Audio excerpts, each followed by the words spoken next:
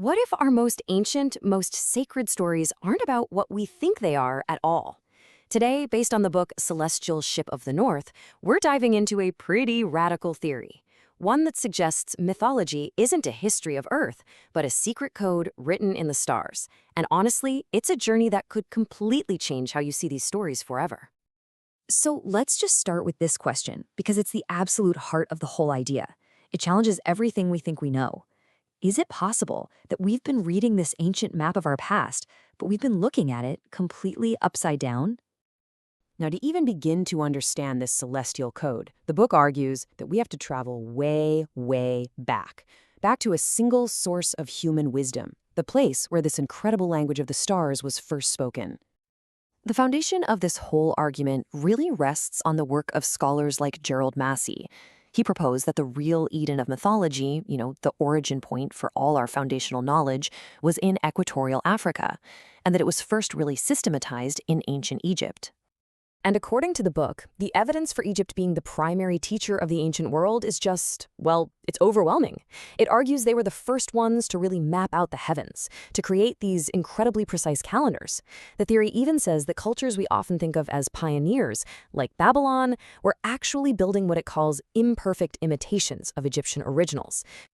So that brings us to the how. I mean, if this ancient civilization had all this knowledge, where did they write it all down? The book's answer is pretty profound. Not in books, but across the entire night sky.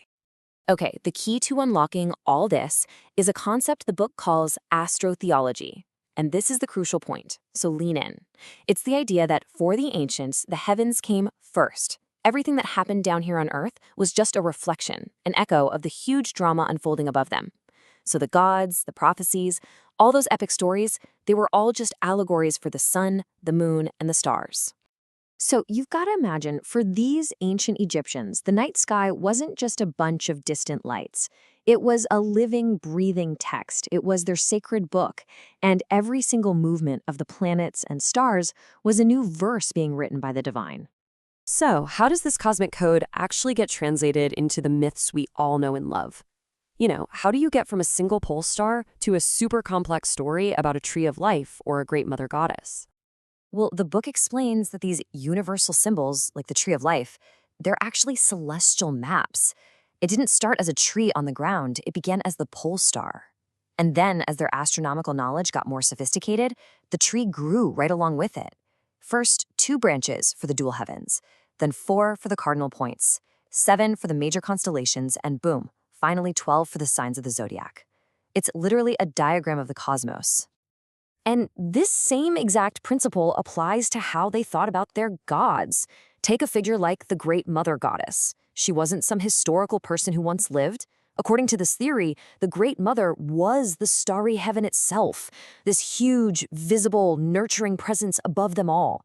The symbols were pointing to a cosmic reality, not an earthly one. And all of this, it's all building towards the theory's most startling claim, that this entire system of Egyptian astrotheology didn't just end with the pharaohs.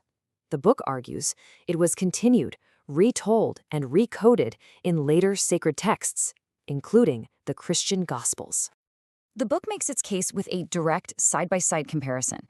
It argues that when you place the Egyptian myth of Horus right next to the gospel story of Jesus, the parallels are they're striking.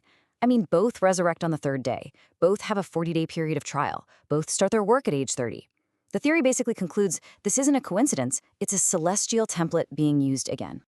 This celestial framework is even used to solve what seem like historical contradictions. For example, why did early Christians celebrate the crucifixion on different dates? Well, the book claims it wasn't a historical mistake. It was a mapping of 2 different astronomical events, a lunar resurrection happening at the autumn equinox and a solar one happening at the vernal equinox. In the cosmic calendar, both of them are true. So this all leads us to a really critical question. If this book is correct, have we spent millennia completely misinterpreting our most sacred texts, reading them as earthly history instead of as celestial allegory? The book is so adamant on this point. It says these myths weren't lies or some kind of primitive fantasy. No, they were a sophisticated language, a way of conveying facts about the cosmos, about time, about the cycles of life and death. The fables were just the packaging for these incredibly profound scientific and spiritual truths. So the core problem, according to the book, is that we've simply lost the ability to read this allegorical language. We see a story of a man who dies and is reborn, and we think of it as a historical event. But the ancient writers might have been describing the sun's death at the winter solstice and its rebirth in the spring. We've mistaken the symbol for the reality itself. So, the real takeaway here isn't a simple answer, but a really profound question. If the entire foundation of our mythology is a celestial code we've forgotten how to read, what does that change? This theory forces us to reconsider not just our past, but the very nature of the stories we tell ourselves. You have to wonder, what else might be written in the stars, just waiting for us to understand it?